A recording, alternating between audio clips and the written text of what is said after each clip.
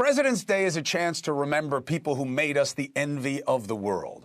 We have new developments on Nancy Guthrie, but I wanted to take a second here, specifically about Presidents Washington and Lincoln, okay? They both warned against having political parties drive our process. They both warned that our greatest risk was internal division, the enemy within, not the enemy without. So let us celebrate this day by ignoring what works for left and right and call out just what's right and wrong. For example, wanting to make sure ICE and CBP do their jobs according to the right priorities and constitutional practices is the right thing to do. This is not about enforcing the law. Of course, we want the law enforced. It's a good thing. It's about how they enforce the law and how they are not allowed to enforce the law. However, a partial government shutdown is not the right way to make the ICE or CBP change. I'm against shutdowns. I think they should be illegal. They've never achieved anything meaningful except punishing the wrong people. And this current partial shutdown is even less productive than usual because ICE and CBP aren't even affected by it. As I've told you many times, they were funded for a couple of years in advance. All right, next topic. Epstein. Simple. Release everything. That's the right thing to do. Transparency is the only way that we can start rebuilding trust in our institutions. And this is a layup. But the DOJ has to be taken out of the mix. Once again, what is supposed to be the top law enforcement agency in our country violated the law.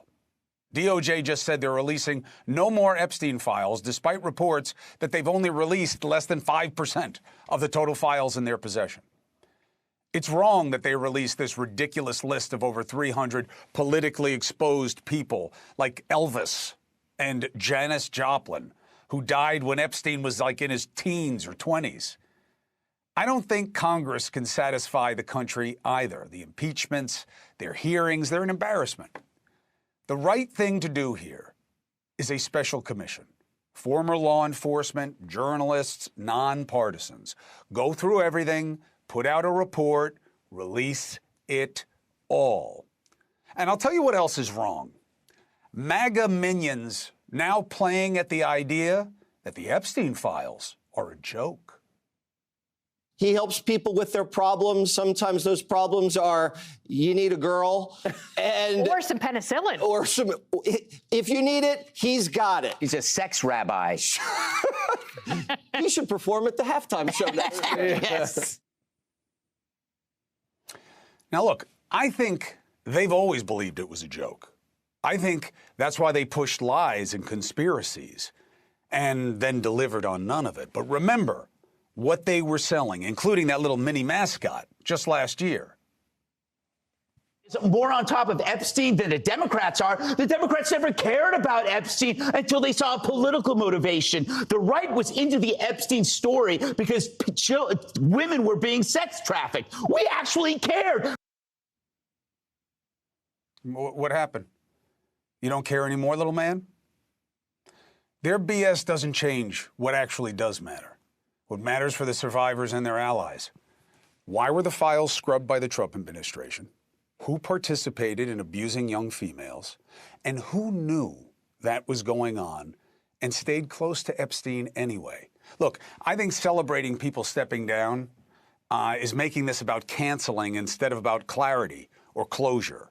Tom Pritzker, the Obama/Goldman Sachs lawyer, the Dubai Sultan, the Paul Weiss executive stepping away. I get that, how that can make people, oh, look what we did, look what we did. But how does that help the survivors? How does that shed light on who knew? I feel like you're chasing these people away when what we really need to do is draw them in and have them relate, like, well, why were you still close with this guy? And maybe they know something. Maybe they can help us understand how this was able to go on for so long. And then we come to our lead story tonight. It's also a chance to call out what is right and wrong. These investigators are doing a tough job, and they seem to be doing everything they can, okay?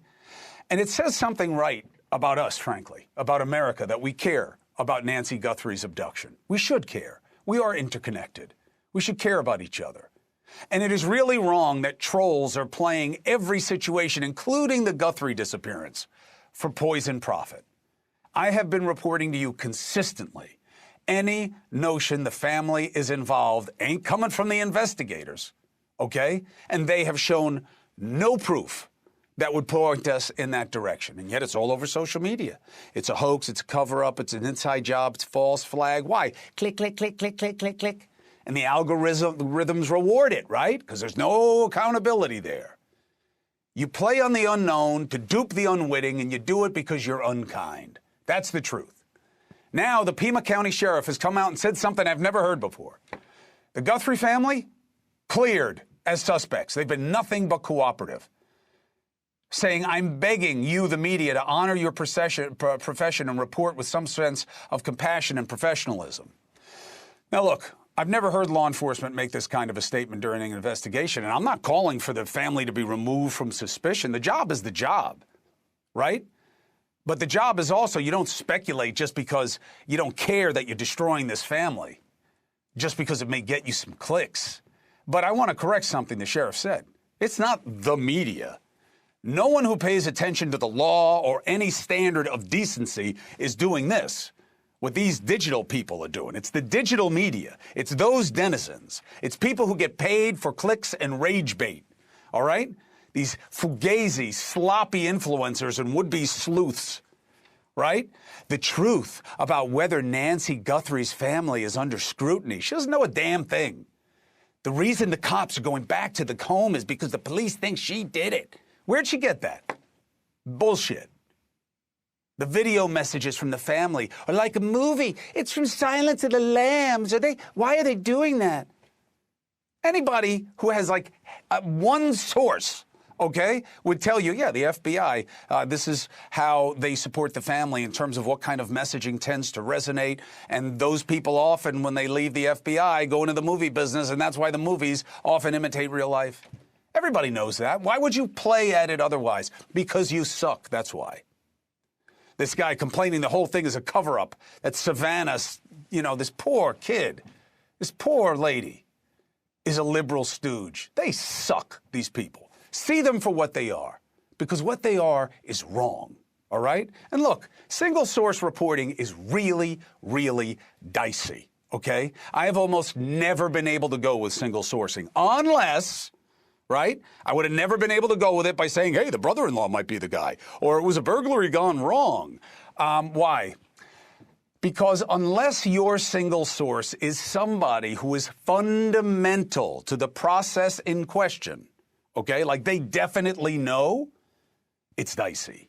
And we've seen that here as well, okay? And it's wrong. And we don't need to do it. Let it take its course. If it's boring, cover something else. I don't think it's boring. I think we're learning more all the time. And I think that we've been spoiled and that often we see things getting solved so quickly or on CSI and you think it's all so easy. It isn't. And these men and women are working their asses off. And anybody who's covering the story knows that. And I think that there is reason for hope. And I understand why the Guthrie family holds hope in their hearts. And I think they should continue to. So let's cover the story right now, okay? Brian Enton is on scene. Nancy Guthrie has been missing for 16 days. I have never covered a case like this. I have never heard of a case where someone is taken for profit as a hostage and you hear nothing for 2 weeks. Doesn't mean this isn't the first, all right? The DNA that they're working on 2 different levels is good for one reason. In both cases, whether it's the glove that was found somewhere else, right, somewhere in the vicinity of the home, or the DNA that was found in the home, they both have a very common feature. They're believed to be male, okay? That's good, because if the stuff in the house is female, then, you know, it's much less likely that they're in the ambit of their suspicion. Now we know about something else.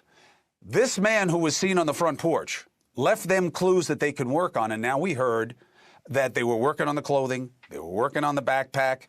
Now we heard something else that may be their best inside track to finding out who was on that porch. Thank you for watching. Subscribe below and download our NewsNation app right now on your phone, and you will get fact-based, unbiased news for all Americans.